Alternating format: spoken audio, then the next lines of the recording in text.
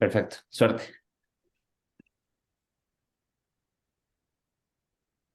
Hola, ¿qué tal? Sean bienvenidos amigos de Logic a esta, la última sesión de la mañana. Estamos muy contentos ya aquí porque tenemos a un amigo de Logic, alguien que estimamos mucho, desde Silicon Valley, nuestro querido tecnojurista, el querido Juan Conde, de verdad un abogado disruptivo, como pocos que conozco. Bienvenidos, bienvenido Jackie, bienvenido Juan. Juan, muchísimo gusto estar aquí, tenerte, qué honor compartir micrófonos contigo, Rick. Muchas gracias por la invitación y feliz de poder participar en este primer día maratónico de este Summit. Muchas gracias por la oportunidad de darnos tu espacio, como siempre, Rich. Juan Luis, te quiero presentar cómo es debido un abogado mexicano dedicado a temas corporativos que de pronto toma la iniciativa de dar un brinco a lo que es las grandes ligas. Silicon Valley, te vas a hacer tu LLM a Berkeley, donde la verdad es que creo que hay dos lugares en el mundo donde el tema de tecnología está, digamos que en su punto y están en la misma costa y están en la misma bahía. Por un lado tenemos Stanford, por otro lado tenemos a Berkeley, y tú decidiste irte por Berkeley, la filosofía te gusta más, pero el tema tecnológico es algo que a ti te apasiona y bueno, eres no nomás un prominente abogado en la materia, sino también un autor. E incluso, bueno, pues has generado tus propios términos. Cuéntanos un poquito de tu experiencia, de tu bagaje. La verdad es que para mí es muy importante tenerte hoy aquí porque has dado el paso y estás justamente abriendo despacho en Silicon Valley para tener estos temas de conexión, un soporte y un apoyo mucho para startups, todo lo que tiene que ver con estos flippings, que se les conoce estos, una vez que una empresa recibe capital, parte de las condiciones que tienen que tener es venirte o pasar tus operaciones a Estados Unidos para que seas founding backable, que puedas recibir o seguir recibiendo inversión. Y tú acompañas mucho, seas siempre en la tecnología, la digitalización, en las startups. Entonces, desde California, desde el Bay Area, nos acompañas el día de hoy. Bienvenido, Juan Luis. Cuéntanos un poco de ti. Gracias, Rich. La verdad es que también dicen que contar mucho de uno es vanidad, pero te comparto un poco. Yo toda la vida, yo vengo de una familia de notarios y de abogados, entonces desde que yo nací, tú vas a ser abogado, ¿no? Pero siempre me gustó la computación. Y entonces en algún momento dije, órale, ¿y si soy ingeniero en sistemas o algo así? Porque me gustaban las computadoras, me emocionaba mucho. La primer computadora que me regala mi papá es cuando yo salgo de sexto de primaria, una HP Pavilion de esas viejitas en el año 2000.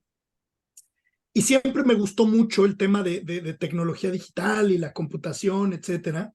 Y entonces, cuando recién me graduó, tuve la oportunidad de tener a nuestro primer cliente, que era una empresa de facturación electrónica.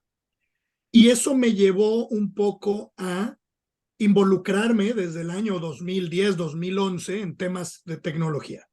Me llevó la vida, que era mi gusto, me gustaba la computación, me gustaba mucho usar tecnologías, pero estudié Derecho. Y entonces en algún punto dije, a ver, yo quiero representar empresas de tecnología que tengan tecnologías no disruptivas o novedosas, no, sino que tengan tecnologías de punta, las cosas que jurídicamente más nos ponen en jaque, eso quiero ver yo. Y entonces por eso decido irme a estudiar una maestría a Berkeley, que considero mi segunda casa. Yo tengo mi licenciatura en Derecho por la Universidad de Anáhuac, mi maestría, mi LLM en Berkeley, y me enfoco mucho en temas de propiedad intelectual. Tú comentaste temas de Venture Capital porque va junto con pegado más o menos, y temas de protección de datos personales, ¿no? Y el despacho lo fundamos en 2010 y empezamos a representar empresas de tecnología y de repente empezamos en Ciudad de México, abrimos presencia en Guadalajara y ahorita, pues aquí para nuestra familia de Logic, esto es algo que se los digo aquí porque estamos en casa, estamos materializando la idea de abrir el despacho, una oficina del despacho en California, ¿no? Precisamente como un despacho que ve derecho mexicano en California, ¿no?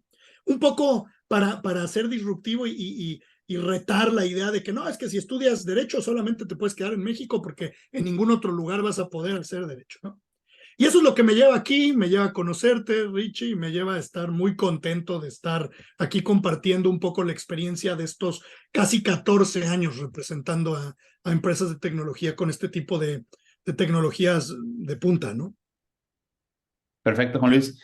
Parte de tu pues, prominente bagaje es que también eres autor y bueno, me queda claro que dentro de este LLM te concentraste mucho en todo lo que era tecnología y realmente lo aprendiste o lo tomaste de la fuente, en este caso de los abogados más prominentes de tech en Silicon Valley y generaste tus propias conclusiones e incluso un libro. Y con esto arranco tu sesión.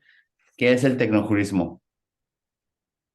Bueno, para los que no sepan del libro, se llama Tecnojuristas y es lo que yo llamo, es el manifiesto del tecnojurismo o el manifiesto del jurista del siglo XXI. Y yo defino el tecnojurismo, fíjate, como una metodología. Es un método para interpretar y aplicar normas jurídicas a conductas que suceden relacionadas con tecnologías novedosas, ¿no?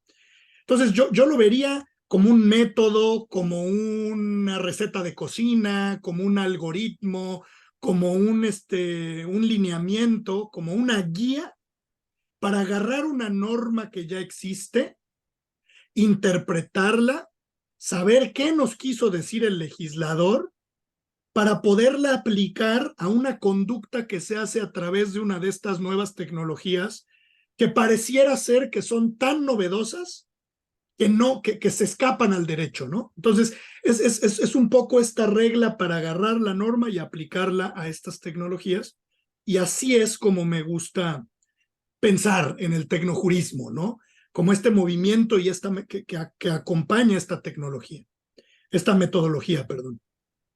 Oye, Juan Luis, y como pionero de esta metodología, o sea, me imagino hace 13 años que iniciaste con esta mentalidad disruptiva de tecnología, de derecho, y en ese sueño de decir, ¿en qué momento las dos materias que más me gustan se van a unir, ¿no? Y que pensabas, quizá si trabajo para una empresa de tecnología como abogado, ahí lo puedo unir, pero viendo el avance tecnológico, tú ¿nos podrías dar algunas características que debe tener esta generación de tecnojuristas?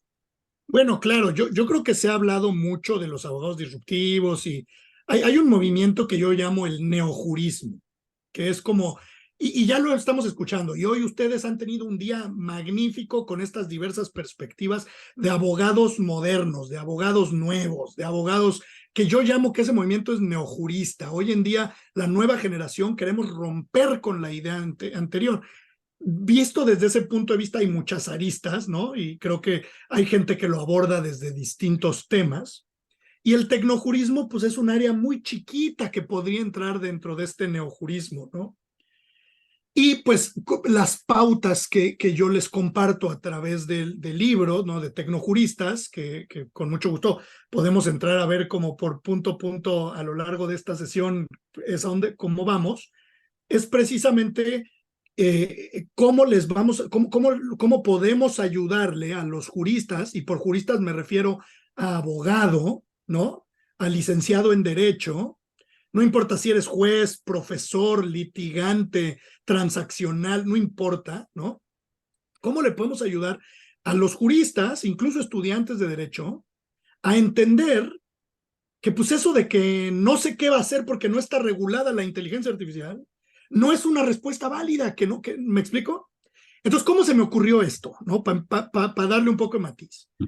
Comentábamos que un poco con mi trayectoria. Desde 2011 me ha tocado representar empresas, la primera de facturación electrónica, pero me ha tocado representar empresas de metaverso, de mundos virtuales, de videojuegos, me ha tocado representar empresas en un sinnúmero de áreas, como por ejemplo lo que se llama AdTech, Open Banking, Open Finance, todo este tipo de cosas que son muy retadoras.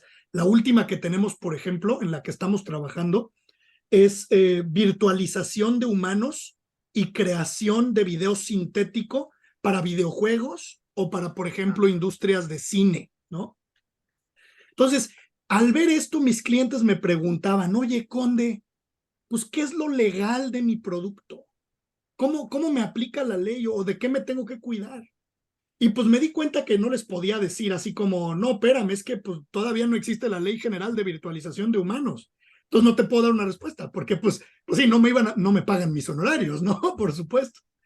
Y entonces me di cuenta que las normas están hechas por su esencia para aplicarse a conductas que suceden después de que la norma existe.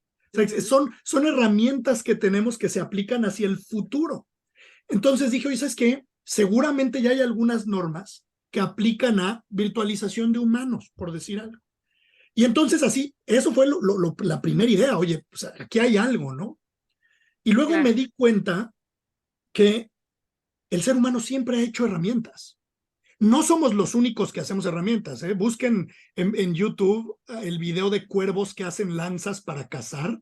Interesantísimo. Hay por ahí unos vestigios de elefantes que hacen herramientas y de changos que han usado herramientas para cierto tipo de chimpancés. Pero ciertamente si no somos los únicos, pues somos los únicos que hemos llegado a la luna, ¿no?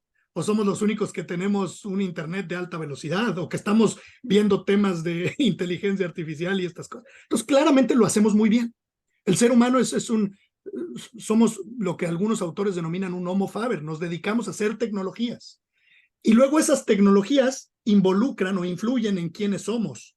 Hay un autor muy bueno que se llama Joseph Weizenbaum, que escribe un libro que se llama Computer Power and Human Reason, ¿no? Poder computacional y razón humana.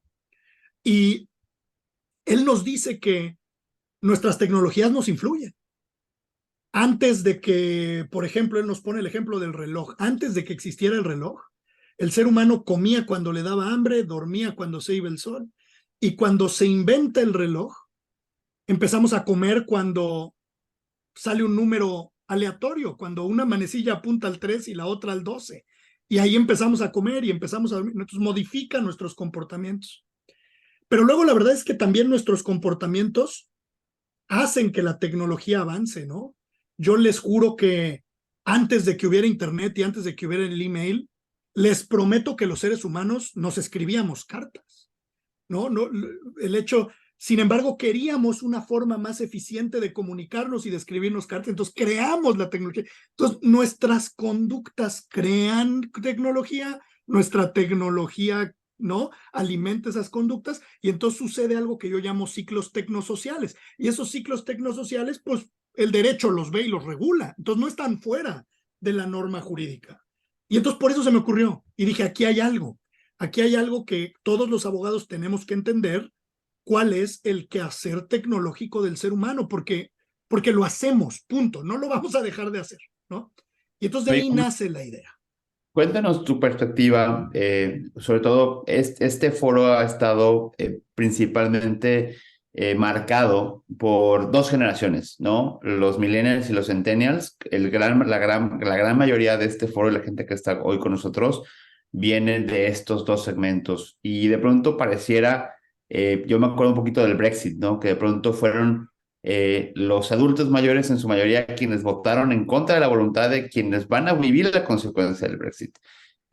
Con esto quiero decir que las nuevas generaciones hemos y han cambiado la forma de comunicar, la forma de consumir contenido, pero cuando entras dentro de un sector, un segmento de profesión como el tema jurídico, de pronto tienes que adaptarte y muchas veces tanto la universidad como el sistema de cómo se hacen los negocios en materia jurídica, como las estructuras están hechas por generaciones que digamos que no sé si les interesa o no este salto. ¿Cómo ha sido tu experiencia en ese sentido? ¿Cuál ha sido tu perspectiva respecto de cómo se hace en México? Ahorita tú estás incursionando en Estados Unidos, tienes tu LLM.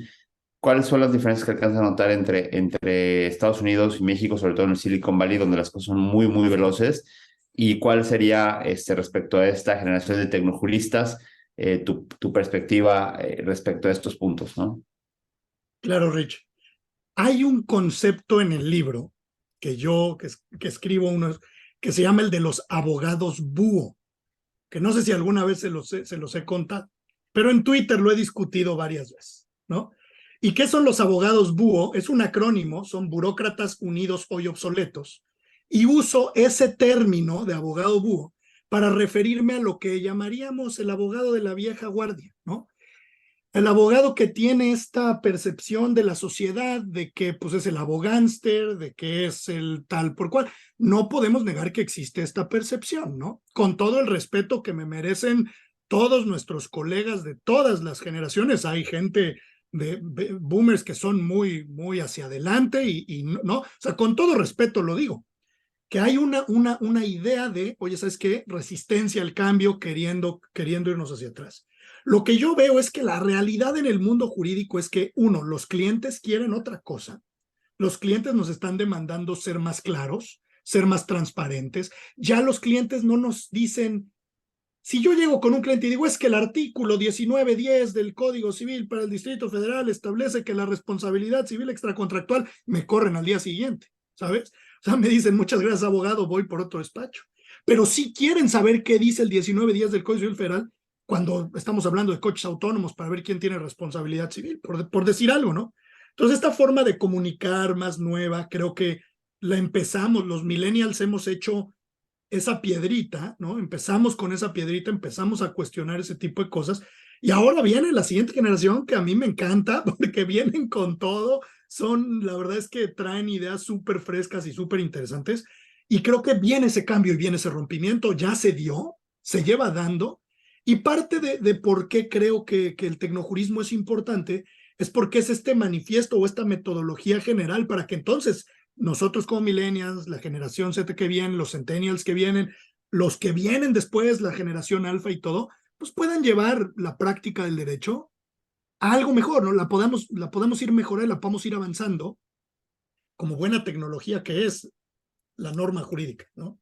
Claro, y creo que algo que es importante y justamente a mí me gustó mucho la segunda conferencia con Alejandro, que está en el research de Stanford, cómo de pronto esta inquietud que él mismo tiene y que muchos otros grandes juristas que conozco tienen, que de pronto, pues no es que te lo van a dar, es decir, no, o sea, difícilmente en la carrera, difícilmente en tu despacho, si no lo haces tú, si no lo buscas tú por ti mismo, pues no hay un camino andado, es decir, no hay un path, no hay un camino, no hay una ruta que te va a enseñar qué sigue. Creo que estamos viviendo un momento de transformación donde te exige o le exige a cada uno de nosotros buscar hacer ese camino porque no existe ese camino, ¿no?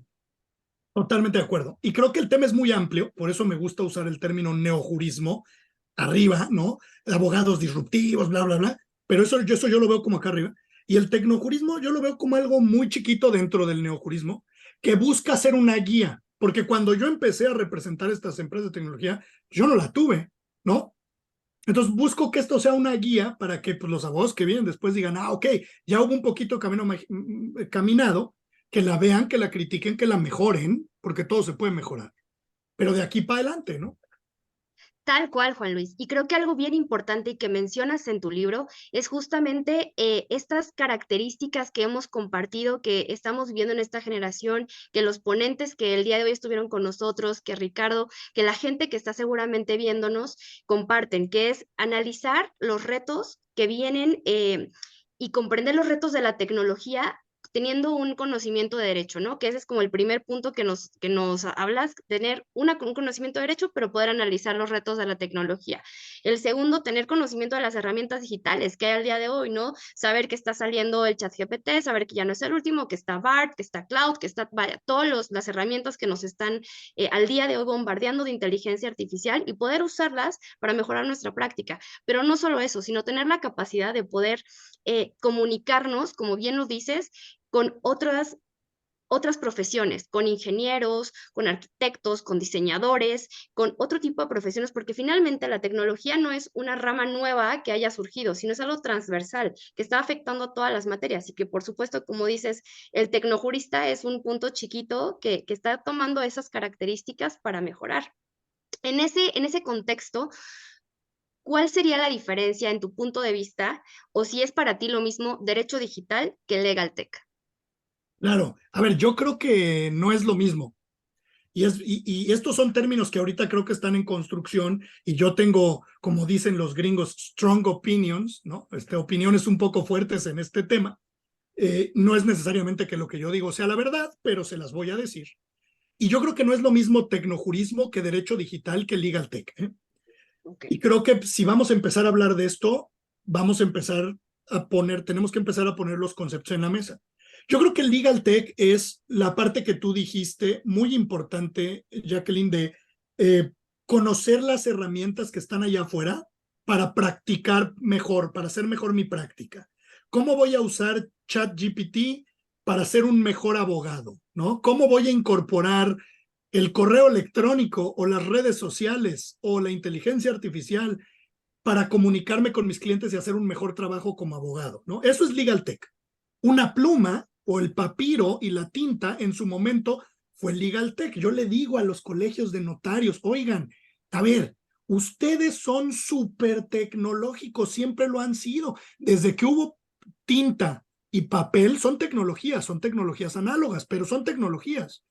Ustedes las incorporaron para hacer escrituras, pues ahora muévanse para incorporar tecnologías digitales que probablemente son más seguras, al parecer, ¿no? Entonces, eso es cómo traemos tecnología a la práctica del derecho, eso es legal tech. Y eso es un área que hay gente muy picuda en México hablando de esto. Yo no me meto a eso porque quizá no estoy tan capacitado para hablar de legal tech, la verdad, ¿no? ¿Qué es derecho digital? Derecho digital creo que es una especie de tecnojurismo, ¿ok? Que es cómo aplico las normas a la tecnología digital. Una pregunta de derecho digital sería, por ejemplo, en inteligencia artificial. Ayer estaba leyendo un artículo buenísimo de esta organización Creative Commons, que básicamente estaba diciendo cómo funcionan las licencias Creative Commons para datos que se usan para entrenar algoritmos, ¿no?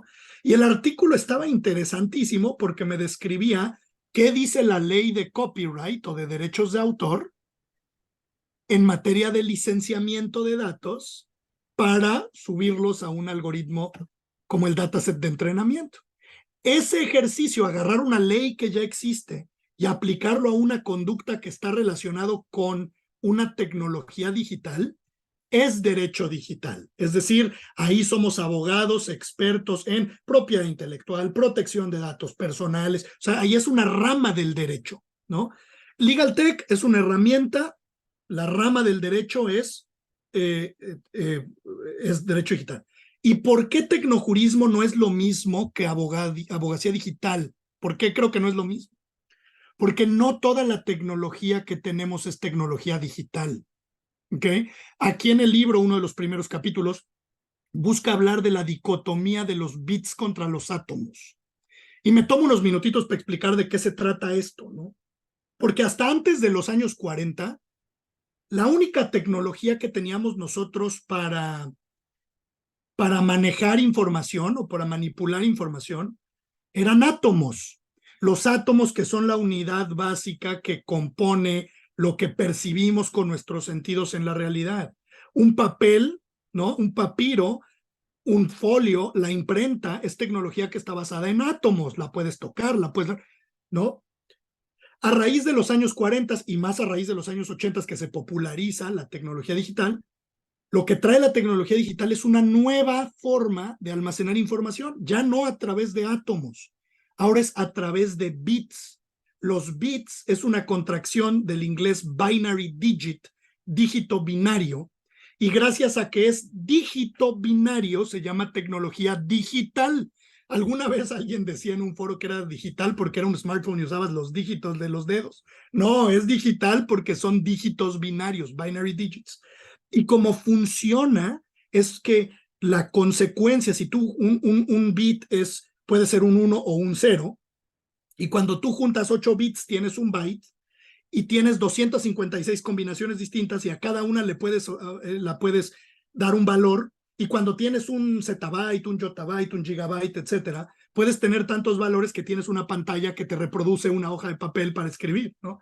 Entonces tenemos hoy en día una dicotomía, tenemos dos realidades, la realidad en átomos, que es lo que la gente llama la realidad análoga, y la realidad en bits, que es lo que la gente llama la realidad digital. Entonces, un abogado digital se enfoca en los bits, ¿no? Se enfoca en tecnología digital. ¿Puede haber tecnojuristas análogos? Sí. ¿Qué ejemplos? Por ejemplo, en los 90s, la telecomunicación era análoga, ¿no? Imagínate el radio, era el espectro electromagnético, eran átomos que transmitían información de un punto a otro. Los abogados que hacían telecomunicación en los 70s, en los 80s, eran tecnojuristas análogos, ¿no? Ay, Conde, bueno, eso hace 40 años, una nueva. Fíjate, tenemos un cliente que hace que crece carne de una célula. Agarra una célula de una vaca, le injerta algunas cosas y crece un bistec. Y esa es una de las tecnologías que ahorita está en boga en el este del área de la bahía. Y esa es una tecnología análoga, no digital. Entonces puede haber tecnojuristas análogos y puede haber tecnojuristas digitales. Ya no sé si los confundí más de lo que tenía que ser, pero sí son conceptos distintos, cada uno de ellos, ¿no? Y creo que es claro que mientras más crecen y más estamos en una era digital, pues el tema de los bits cada vez es más importante y cada vez, digamos que se van abriendo nuevas fronteras, se van abriendo nuevas especialidades. También lo platicábamos en una sesión previa.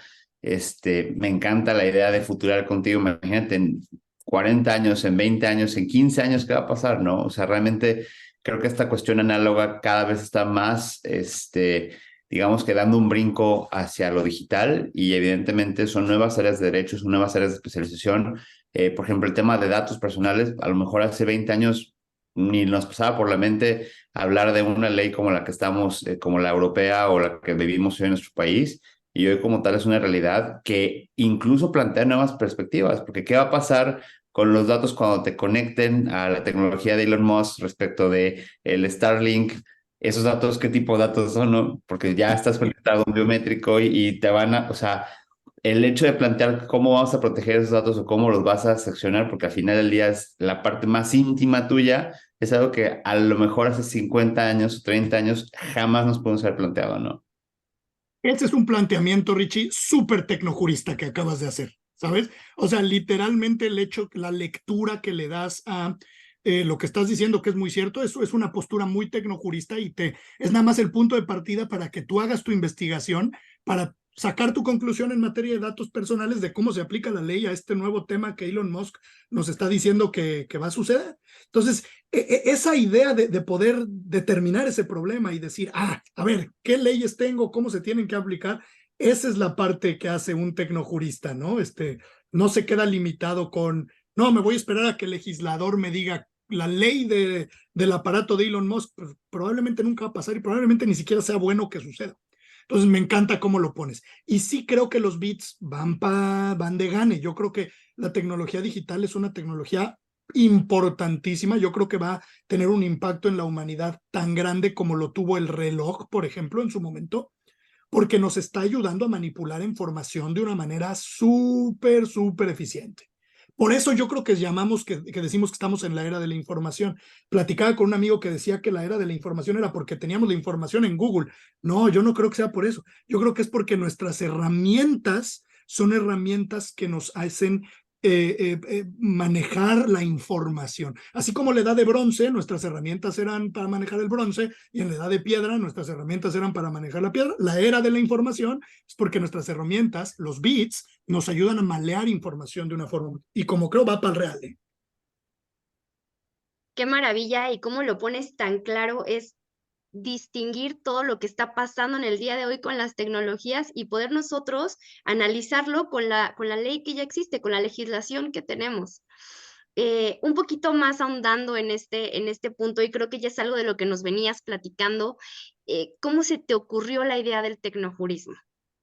Te digo que de repente vi que pues teníamos que aplicar las normas porque era lo que nuestros clientes nos estaban pidiendo. Entonces de ahí sale y de ahí empezamos a sacar la hebra. Y leí un muy buen libro que se llama Ser Digital o Being Digital de Nicolás Negroponte. Es un libro de los 90 que les recomiendo muchísimo para explicar la dicotomía de los bits y los átomos.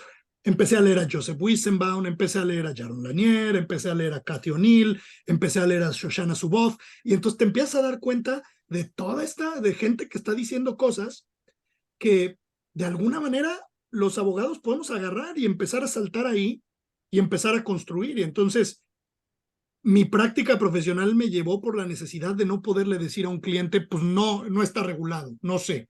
Podemos decir que es un área gris y podemos decir, mira, ninguna corte lo ha interpretado, pero esta ley se puede interpretar así, así y asado, y esta es la consecuencia que puedes tener, y de esa forma informamos a nuestros clientes y cumplimos con nuestra responsabilidad como prestadores de servicios.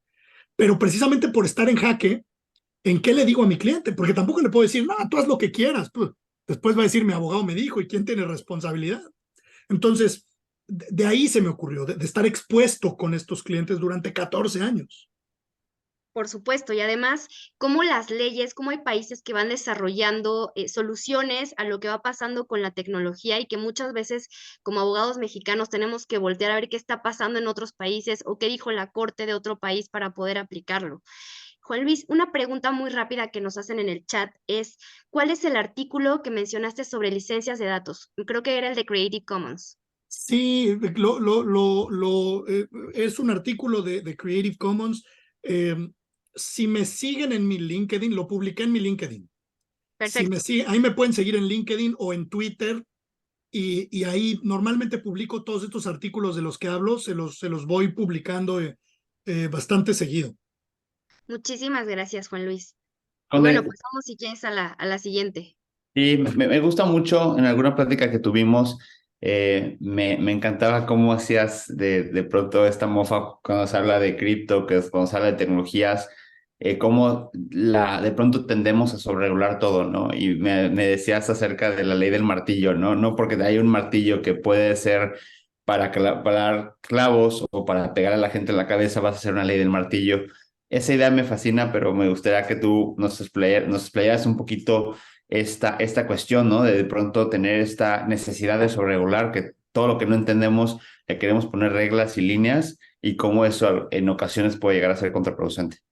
Claro, mira, yo creo que los abogados tenemos mucho ego y los abogados creemos que podemos legislar, pero no es nuestro trabajo. Nosotros no somos legisladores, somos abogados. Y entonces casi siempre nuestra solución como abogados es, bueno, que creen una ley, que me diga exactamente qué tengo que hacer.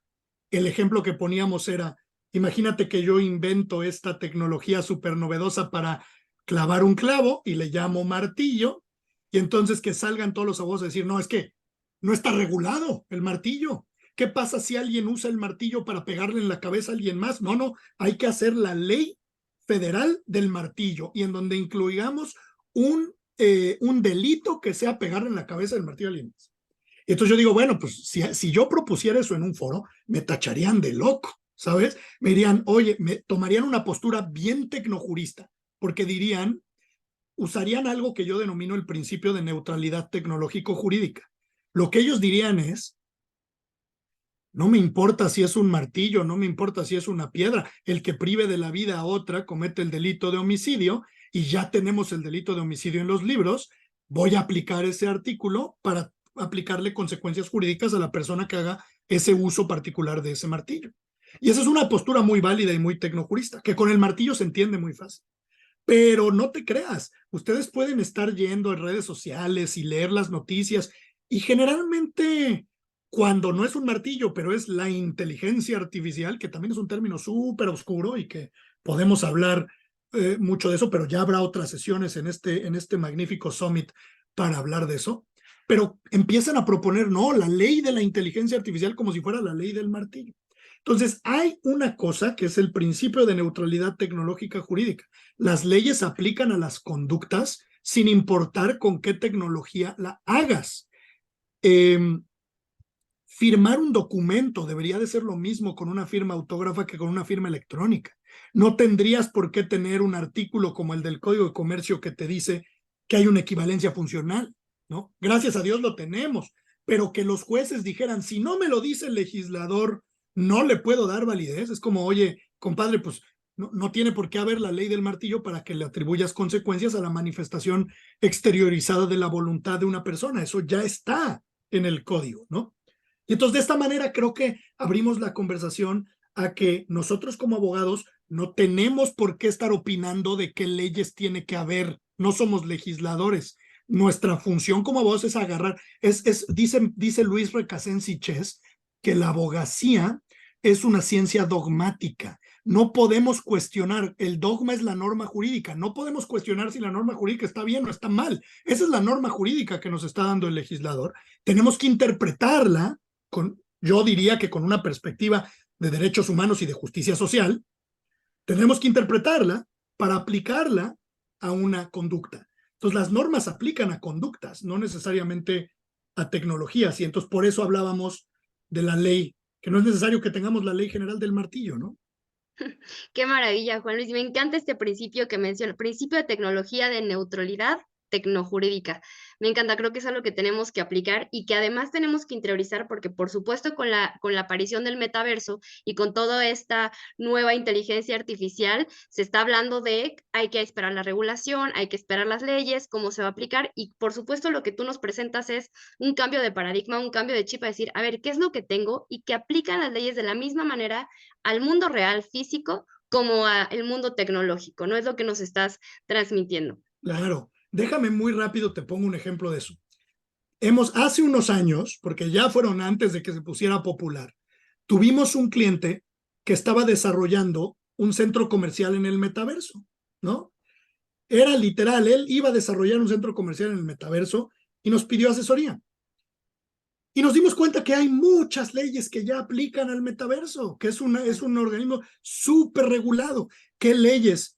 Pues agarramos el modelo del comercio electrónico, así como lo ves en una paginita de Amazon, pero con gráficos como de videojuegos, ¿no? Y entonces nos dimos cuenta que hay un tema de propiedad intelectual. Nos dimos cuenta que hay un tema de derechos de autor en el código fuente. Nos dimos cuenta que hay un tema de marcas por si estabas vendiendo los productos.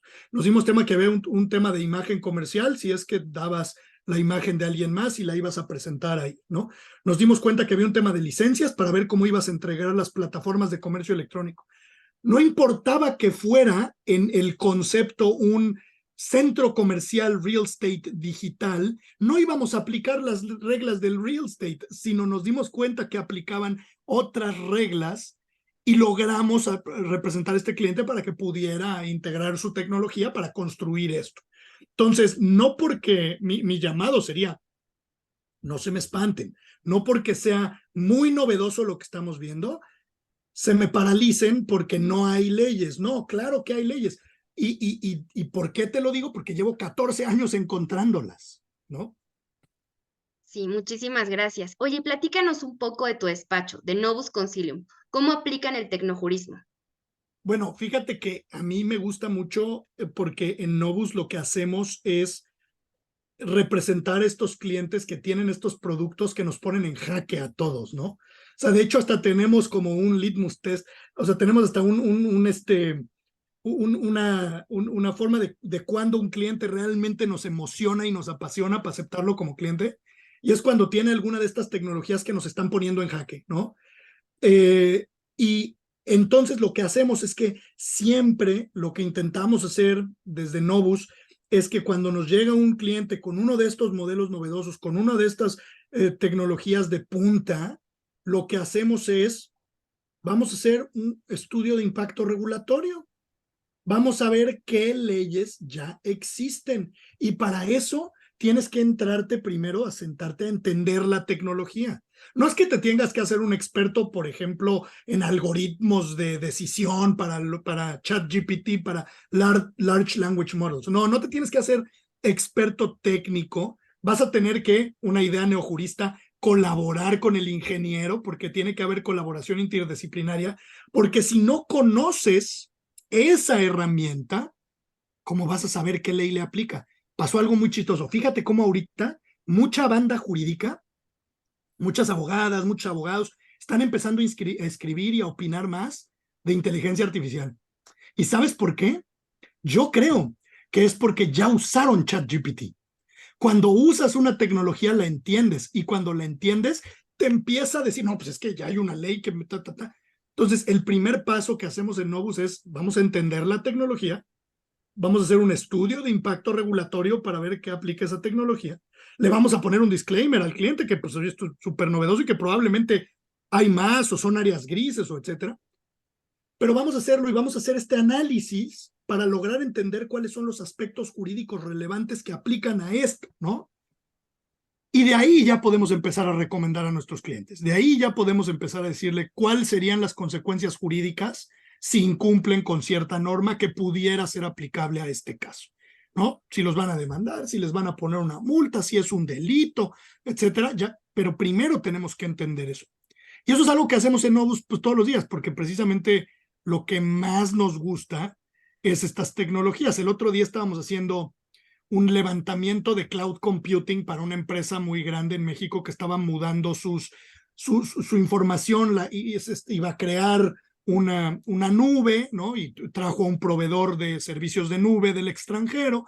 Y entonces, pues, entender qué querían hacer con su arquitectura para saber qué tipo de datos iban a manejar, para saber si aplica leyes de secretos industriales o leyes de protección de datos personales, o temas de, a lo mejor, no sé, acuerdos de confidencialidad en específico que tienen firmados en cuanto a sus políticas, ¿no? Puede haber información que incluso esté regulada. Si tenemos clientes que trabajan, por ejemplo, con información bancaria, la información bancaria tiene su propia regulación específica para entidades financieras. Entonces, así es más o menos como lo practicamos, y creo que es una práctica pues muy única. No es para todo mundo, o sea, te tiene que gustar estar en áreas grises y te tiene que gustar no tener casi todas las respuestas al pie de la lengua, y tienes que estar estudiando y estudiando y estudiando, pero más o menos así es como lo aplicamos y nos gusta mucho hacerlo. Me quedo con vienen las preguntas de sí o no. Estas han sido repetidas, evidentemente cada ponente y cada perspectiva trae consigo un tinte, un matiz, y el tuyo nos interesa mucho. Y bueno, la pregunta sería ¿cuándo no? Si sí o si no, pero ¿crees que las máquinas nos van a reemplazar como abogados? A ver, te voy a dar mi respuesta de sí o no, que es no, pero te voy a decir por qué digo que no. Porque creo que esta pregunta es un poquitillo oscura, en el sentido de que, ¿qué estamos entendiendo por reemplazar y qué estamos entendiendo por abogados? Si tú me dices que vamos a aplicar tecnología de inteligencia artificial para, en vez de usar 10 pasantes, usar uno, pues te diría que sí. ¿Y cuándo? Ayer, ¿no? O sea, si estamos definiendo la función del abogado como redactar un mail, sacar copias, negociar un contrato, pues sí nos van a reemplazar. Pero aquí yo creo que nosotros tenemos la fuerza para redefinir la pregunta diciendo, oye, pues, ¿qué es lo que hace el abogado? Si un abogado es una persona que va a interpretar la norma y la va a aplicar al caso concreto en situaciones o en condiciones novedosas en las cuales no hay precedente, pues entonces mi respuesta sería no.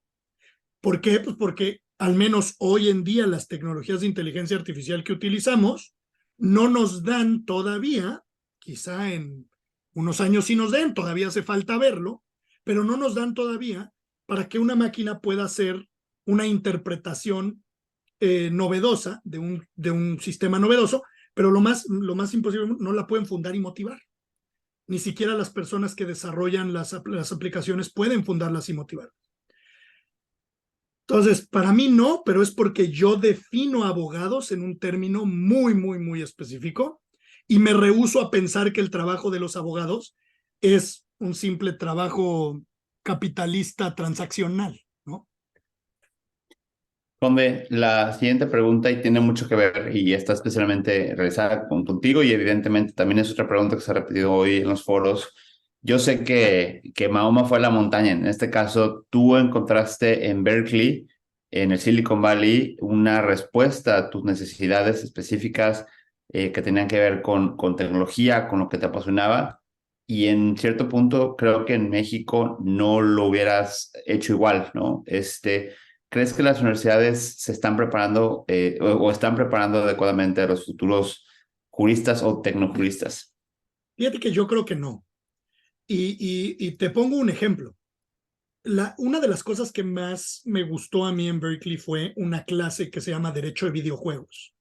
Yo tomé una clase en mi maestría que se llama Video Game Law. Y mi profesor, que es un tipazo, un abogado en San Francisco, a todo dar, no lo decía tal cual como tecnojurismo, pero creo que mucho de sus reflexiones, por lo que le tocaba a él hacer y por el tipo de materia, me fueron aventando a idear el tema de tecnojurismo, porque teníamos que aplicar, por ejemplo, leyes de imagen comercial, right of publicity, a un caso en Rock Band de esta artista Gwen Stefani de No Doubt, ¿no? Que hubo una demanda porque usaron su imagen, no porque no se los haya autorizado, sino porque excedieron la autorización que les debía. Y entonces las conversaciones que teníamos en esa clase en particular eran conversaciones muy tecnojuristas, en donde teníamos que ideárnoslas con las leyes y los precedentes que ya teníamos para darle una respuesta a este tema. Creo que en Estados Unidos, por la forma, y no es que, a ver, Estados Unidos no es la panacea, y Estados Unidos tiene, su sistema tiene muchas cosas que hay que criticar, pero una de las cosas que creo que es muy buena es la forma en la que se aprende y en la forma en la que se discute y en la forma en la que se analizan las diversas alternativas y los diversos argumentos al amparo de un mismo precedente. Y eso yo, al menos cuando estudié, no lo veía tan claro. Entonces, a mí me gustaría que las universidades incorporaran estas ideas tecnojuristas para poner a los propios alumnos a debatir todas las posturas de una moneda. Me gustaría ver alumnos que lleguen y que nos digan, ¿cómo que no está regulada la inteligencia artificial? Claro que está, y que se vayan y que hagan un paper o que hagan un artículo o que hagan su tesis en un tema tecnojurista, ¿no? Y me gustaría que las universidades, pues en vez de, he visto que muchas universidades están haciendo cursos de Legal Tech, que están haciendo cursos muy bien, eso es muy bueno y lo celebro, pero también me gustaría que se estuvieran enfocando en hacer cursos de tecnojurismo. Qué importante es que se vuelvan a generar programas y revisar los programas de derecho para adaptar la educación a lo que estamos viviendo hoy en día, porque seguramente ya las generaciones, ¿no? Las más nuevas llegan a la universidad con un conocimiento previo de las tecnologías de estas herramientas que no saben cómo aplicar al campo de derecho. Esto es súper importante. Y bueno, tenemos una pregunta que me pareció relevante en el chat. Esta es de Fernando, no alcanzo a leer, termina el nombre, pero dice, abogado, ¿cuáles son las áreas de oportunidad frente al sesgo del reconocimiento de estas nuevas concepciones de lo que es la materia, bienes y derechos digitales en los operadores jurisdiccionales, autoridades auxiliares de la justicia, como las y los fedatarios públicos y el legislador? Añade, ¿qué nos recomienda en favor de los intereses de quienes representamos startups de innovación tecnológica? Órale, a ver, no sé si entendí la pregunta. La pregunta es... Creo que se enfoca en cuáles son las áreas de oportunidad frente al sesgo que estamos viviendo al día hoy en las autoridades de los mexicanas, entiendo, juzgados. porque dice, exacto, saludo Sí, desde Guadalajara. gracias por tu pregunta, es muy pertinente. Mira, ¿te acuerdas que hace tiempo había un anuncio de donde salía Sylvester Stallone que decía que te hace falta ver más box en algún momento? Bueno, a mí me gusta decirles, te hace falta más tecnojurismo a los jueces. Yo creo que una de las cosas que tenemos que hacer es enseñarle un poquito más de tecnojurismo a los jueces. Hay jueces muy buenos que ya lo saben y que ya lo aplican, pero definitivamente no todos todavía están ahí. Entonces yo creo que si le enseñáramos tecnojurismo a los jueces y los jueces supieran, por ejemplo, claro, este es el principio de neutralidad tecnológico-jurídica, harían más sencillo el trabajo con ellos. Pero si ellos no se están capacitando, si no les está llegando, como litigantes hay que plantearles en sus demandas argumentos tecnojuristas. Hay que plantearles el principio de neutralidad jurídico-tecnológica. Hay que exigirles que se pronuncien en el tema, porque acuérdate que los jueces tienen esta limitante de que solamente se pueden pronunciar en lo que las partes traen a la controversia. Entonces hay que traerlo a la controversia y obligar a los jueces a que se enfoquen en eso. Si no se enfocan, ahí estará la apelación. Si no se enfocan, ahí estarán los amparos. Ahí tú seguirás, pero plantear las ideas tecnojuristas creo que van a hacer que la máquina se mueva. Esa es la pregunta 1. Y la pregunta 2. Decía, te la repito. Para startups. Exactamente. ¿Qué nos recomienda en favor de los intereses de quienes representamos startups de innovación tecnológica? Bueno, tal vez está un poco fuera de tecnojurismo, pero yo sí creo que ya existen estándares internacionales y estándares de la industria en qué es lo que necesita una startup. Y te invito a que leas en nuestro blog, del despacho, hay un artículo que se llama El ABC Legal. Échale un ojo, porque creo que eso pues, te podría ayudar mucho en tu práctica, ¿no? Y ya cuando crezcas vas a ser nuestra supercompetencia. Muchísimas gracias, Juan Luis. Te preguntan en el chat y es una pregunta que también se repite, pero creo que tu perspectiva es súper valiosa. ¿Cómo te imaginas, cómo tú, Juan Luis, cuando te imaginas la profesión, la abogacía en 15 años? Yo creo que va a ser más transparente, yo creo que va a ser más eficiente, yo creo que va a ser ya la idea de este abogado que habla, ¿no? Que cita los latinos, es esa forma que tenemos los abogados como de expresarnos, que a veces es como muy barroca, yo diría. Creo que se va a cambiar, creo que el abogado va a ser alguien que tu asesoría jurídica la vas a tener que dar con el menor tiempo posible, las menores palabras posibles, entonces va a tener que ser muy eficiente y va a tener que ser muy medible. Y esto solamente lo digo en perspectiva de abogados que asesoramos empresas. Quizá la perspectiva cambia con abogados que asesoran a una familia en una sucesión, no lo sé. Yo, como no me dedico a eso, pues no sé el mercado que me está pidiendo. Pero en 15 años, lo que el mercado de empresas nos va a pedir es menos tiempo, olvídate del cobro por horas, no me hagas leer tanto, explícamelo rápido en 3 o 4 palabras y sé team player, ¿no? Juega con las demás áreas para el pro de la empresa. Y eso tiene sus ventajas y sus desventajas, pero creo que hacia allá va. Perfecto. Te piden un par de libros, he citado varios hoy, pero no sé si cuál sea tu top 3, tu top 2.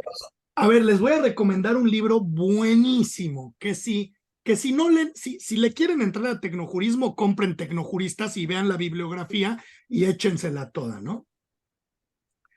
La segunda, que les digo, si no se quieren meter a profundidad o si por alguna razón dicen, no, yo no quiero comprar Tecnojuristas, hay un libro que se llama Tools and Weapons, Herramientas y Armas, de una persona que se llama Brad Feld, que es el General Counsel o que fue el General Counsel de Microsoft. Y habla de como los puntos de derecho digital más relevantes desde su perspectiva y desde su experiencia, pero te da una muy buena idea de cómo piensa un abogado que está en contacto constante con tecnologías súper vanguardistas. Buenísimo. Juan Luis, pues un honor tenerte nuevamente en casa. La verdad es que sabes que así te consideramos alguien que juega dentro del local. Y gracias por estar aquí nuevamente, gracias por compartirnos. Te preguntan cómo contactarte. Mencionaste Twitter, mencionaste, bueno, ex ahora. Mencionaste, mencionaste también LinkedIn, LinkedIn. alguna otra forma. Me pueden seguir en LinkedIn, estoy como Juan Luis Conde. Me pueden seguir en Twitter, estoy como Lawyer Count, abogado Conde en inglés. Y pues encantado de seguir la conversación. Un honor. A todos, nos vemos en un par de horas. Es un lunch break, así que aprovechen. Vienen sesiones muy, muy padres para el resto de la tarde, algún par de talleres.